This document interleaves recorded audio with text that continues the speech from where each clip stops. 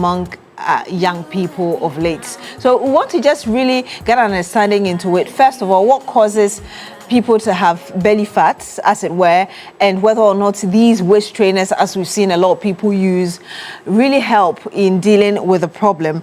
And I do have in the studio with me Dr. Kelvin Owusu. He's a wellness consultant. Good morning to you, Doc. It's great to have you. It's good to be here. Yes. So please first help us understand really what causes a belly fat, which is why people are then forced or encouraged to use waist trainers that we'll go into as well. Okay, so it's fat in general. I mean, it comes about as a result of excess food or excess fuel. Let's call it fuel for this morning. You know, so your body uses what it needs to use today. So when you eat, that is the source of fuel. You know, your body will use what it needs to use today, and then will store the rest. So fat is fuel you were supposed to use yesterday that you didn't use, that your body is storing for you to use tomorrow. But fortunately or unfortunately, tomorrow never comes because we keep eating every day, and so you never get to use the fat or the fuel you stored. And so that's why your body begins to accumulate fat. Now, where the fat is accumulated or where the fat is stored, it depends on the person. Genetically, people are predisposed to store fat in various places. Some people will store their fat in the upper part of their body. You know, so that if you're a woman, you notice that your bust will start getting bigger. Some people will store their fat in the midsection of their body, so their stomach. Some people too will store fat in the lower part of their body, so their hips. You know, so depending on... But men don't store fat in that? It's general. Okay. It's general. So depending on your genetics, you know, that would predispose you, or that would determine where most of your fat is going to be stored. You know, so it's not necessarily that you do a particular thing for you to get fat stored in your abdomen. It depends on your genetic makeup. So some people will naturally store a lot more fat in their bellies than others will. Some people will store a lot more fat in their hips, you know, their buttocks area than others will. And then some people will store a lot more fat in their upper parts of their body than other people will. It's not the sexual should I say predilection is more common for women to store fat in their hip areas than men would. But some men too also put a lot of fat in their hip areas. Men typically will store a lot of fat in their abdomen. That's why we develop a lot more beer bellies than women will. But some women also do develop beer bellies as well, even though we don't call it beer bellies in that regard. Are you saying that people cannot have control over which parts of their bodies they store the fat? It's a yes and no situation. I mean, where your body would naturally store fat is genetically determined. So in that respect, yes, you cannot determine where you intentionally want to store fat, you know. But with when you are intentional about it, so for instance, you know that I store fat in my abdomen. So I want to do a lot more abdominal exercises, then you can kind of determine, or you can kind of limit how much fat is being stored there. But if you just allow yourself to go, your fat would go where your body has already determined for the fat to go. You can't do much about it. Wow. There are also perceptions that people who have pot bellies, as it were, or abdominal fat, they have them because they eat late in the night and they just go straight to bed. Can you really explain to us what's going on? So, like I said, it's not how do I, let me put it this way. Like you kind of accelerate this situation when you do these things. That's so what people the fat say. will go where it has been programmed to go already. So the more bad habits you indulge in, then the more fat you are going to store. So if you are somebody whose fat is going to go in the midsection or the abdomen, then if you are eating late, yes, you develop your pot belly much faster. If your fat is to be stored in your hip section, then if you do eat late, you are going to have fat deposited in that hip section. The interesting thing is that when we say late eating from a medical perspective, it's not necessarily a time factor. So it's not at 8 p.m. or 10 p.m. It's the time between eating and sleeping. That's what makes it late. So if you are eating at 6 p.m., you should allow 4 hours before you sleep. So if you eat at 6 p.m. and you are sleeping at 8 p.m., that is late eating. If you are eating at 8 p.m. and you are sleeping at 1 a.m., that is not late eating. You see, so it's the interval between eating and sleeping that makes the difference. You understand? So I'm clarifying this because some people assume that once it's 8 o'clock and you haven't eaten, it means that you are eating late. In fact, I've heard people say that don't eat beyond 6 p.m. because the body is slow at digesting food after that time. But if I was a night worker, for instance, I'm working a night shift and I ate at 6 p.m., it's not a big deal because I'm going to be active throughout the night. So it's not just the factor of the time you're eating. It's about the time you're eating as against the time you are sleeping. So if you eat at 6 and you sleep at 8, it's considered late eating. You are going to store a lot more fat because you're eating the food to serve as fuel. If you don't use that fuel, your body will store it. And the mode of storing is fat. So the more times you are eating and sleeping in short intervals, you are going to store a lot more fat. So if you are predisposed to storing fat in your abdomen, then you are going to get a pot belly. If you are predisposed to storing fat in your hips, you're going to get bigger hips. You know, even though some people don't see that as a bad thing per se. They actually love it. You see?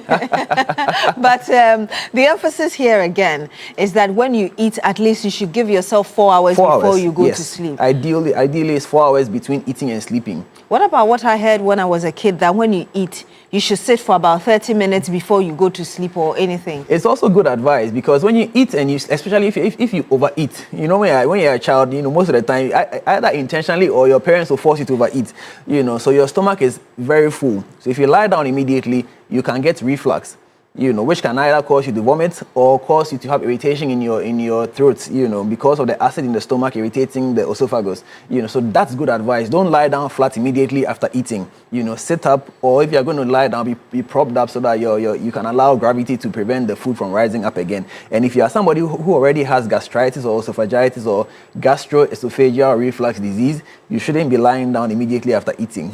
Now let's talk about what we mentioned earlier, waist trainers. What are they? What do they really do to the body? Nothing.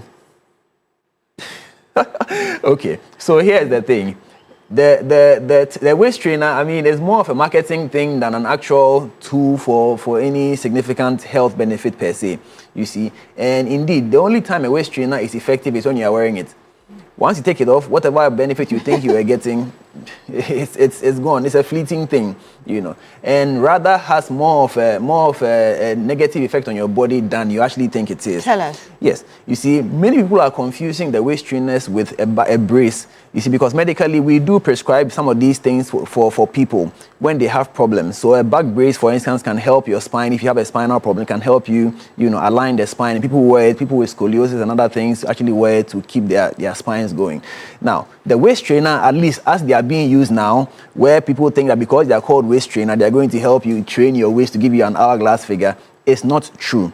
You see, your body naturally has mechanisms in place. One of the most important things that your body does is that your muscles do. You have muscles in your abdomen. You know, these muscles maintain your posture.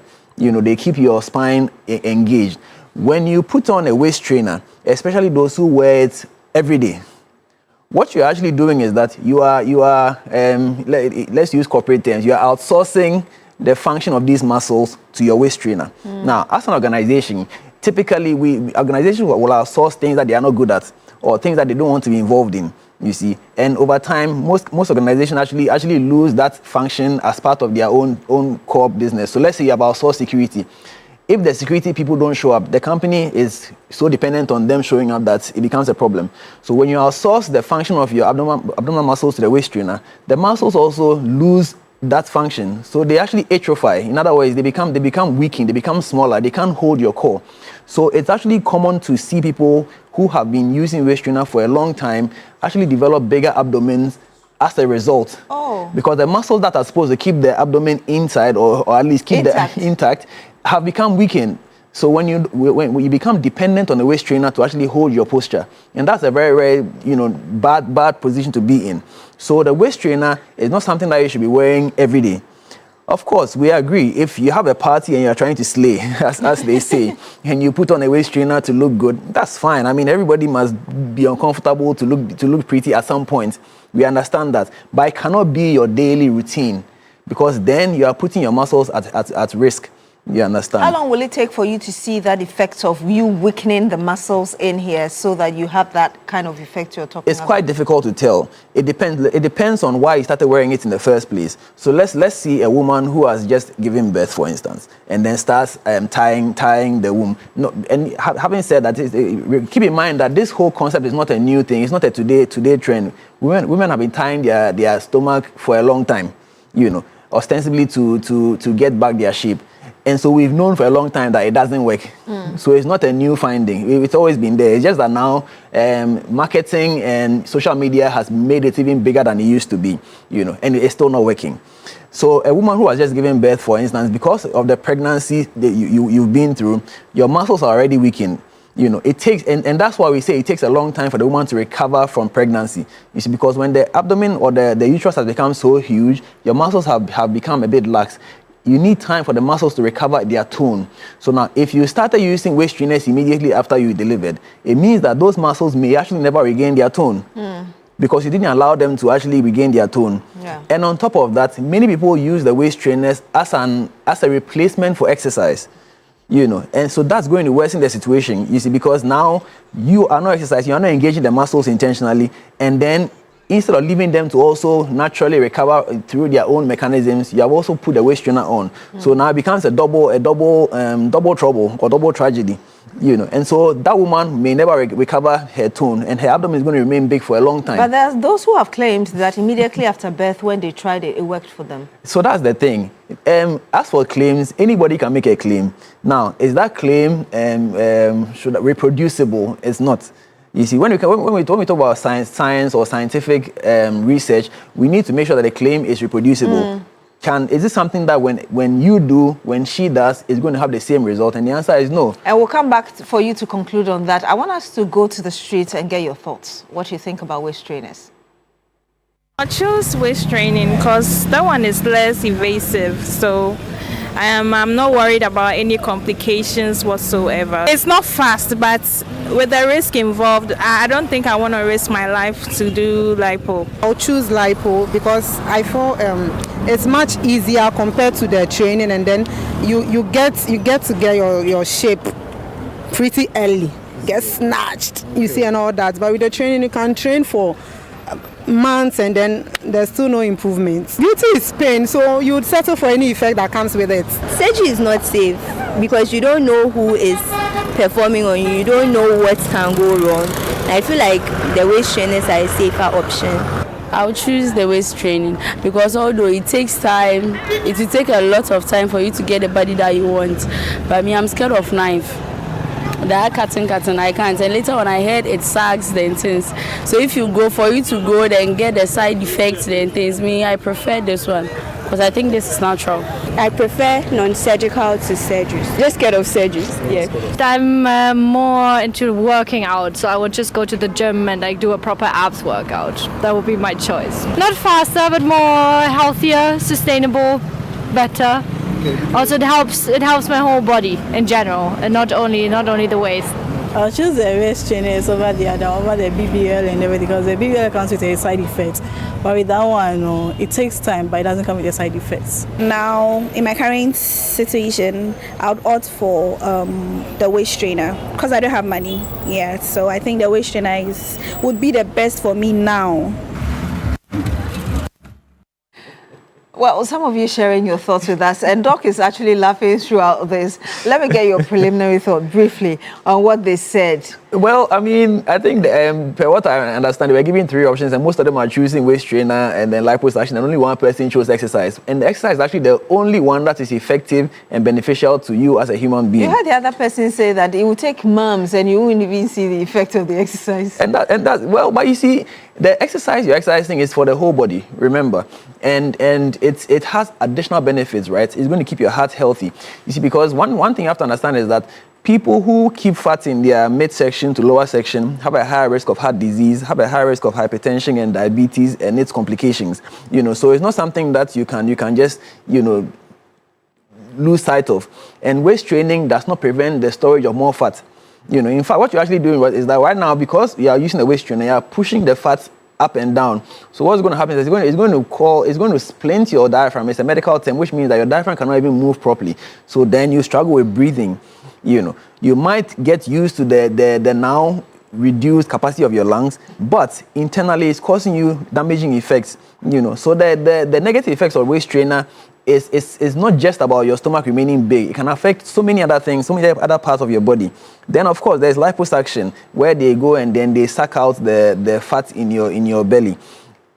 In the short term, it can give you some relief or some medical benefit because it reduces the amount of fat in your belly, which will then reduce the pressure on your organs and your aorta and vena cava and all those things, right?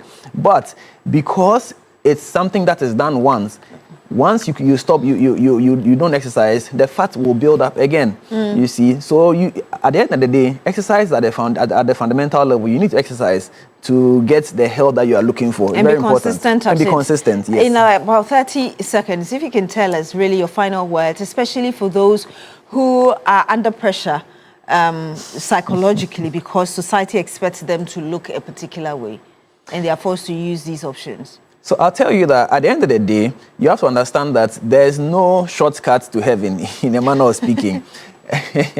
We might want to look good for a particular reason today, but understand that whatever you do today, there's a price to pay for it tomorrow. And so look at the options available to you. There's exercise which is beneficial all through the year, all through time, which will give you additional benefits. In fact, improve your circulation, improve even your mental focus. There's that one, and there are the others. So if you're opting for the others, at least try and add some exercise to it so that whatever gains you think you're getting from the other ones, the exercise can help you sustain it. You cannot run away from exercise. Doc, we'll have to bring you back to continue this conversation and to get some more. But thank you very much, Dr. Kelvin Owusu, wellness consultant, for joining us. Thank you very much. Sharing these thoughts with us. Yes, so if it's your birthday today, we want to help you celebrate. But hey, let's get to find out the person who got the 1,000 cedis today after you dialed *439#, followed the prompt, and now your number is showing up. So we'll bring you that very shortly. But like I said, if it's your birthday today, we want to help you celebrate. Yes, happy birthday. Yes, our very own Benjamin Nunu. Happy birthday to you, social media manager, MG Digital. Cheers to greatness from the Newday team, from Agenda team, from Shada, from all of us, Anita, everybody. Thank you so much for being a wonderful person to all of us. Benji, happy birthday to you. Yes, Kila Owusua Konama Danso. Happy birthday, young lady. Happy birthday to you. Lydia Nyaba, happy birthday to you, ma'am, of the Ghana National Association of Teachers from Roland Walker. Happy birthday to you, ma'am. We love you very much. Also to you, Kuyon, happy birthday to you. God bless you abundantly. To you, Priscilla Nikwe, happy birthday, ma'am. Annie Tete Kwao, happy birthday, ma'am. You're dearly loved. From Charles Beidu. Anita Tete Kwao, happy birthday to you. May this new year bring you blessings, flow. May God bless your new age. Happy birthday. From Ambition. Lawyer Sergio Leonard, happy birthday to you, sir. God bless you abundantly. Auntie Becky, happy birthday to you, ma'am. Muriel, happy birthday. We love you dearly, from your children. Mr. Ose Tutu Banahene, happy birthday to you. Judith Ama Otoville, happy birthday to you, ma'am. Florence Esinam Achu, happy birthday to you, ma'am. Florence Nadu Laye, happy birthday to you, ma'am. Also to you, Frozilla, happy birthday. Grace Kisiwa, happy birthday to you, madam. Alhaji Rufai Wuni, Esquire, happy birthday to you, council. Mrs. Tracy Mafo, happy birthday to you, ma'am. Anthony Sergio, happy birthday to you, sir. Rose, happy birthday to you, wishing you long life, good health and prosperity. Elizabeth Akofa Abuchi, happy birthday to you, ma'am. Patience Dankun, happy birthday to you, madam. Miss Priscilla Ansuma, happy birthday. David Kwame Bruce, happy birthday to you, sir. Mr. Alfred Ni Okanta Ankra, happy birthday. Mr. Benjamin Achen, happy birthday to you, sir. God bless you, from your wife. Perpetual Achelang, happy birthday. From Miss Big Girls. So that's it, and that will be our show for today. Thank you so much for staying with us through the week up to today. Looking forward to seeing you tomorrow. My name is Beatrice Sedo. Of course, I was here as well with Roland Walker. From us and the entire team, we say thank you for staying with us, and do enjoy the rest of our programs right here on TV3.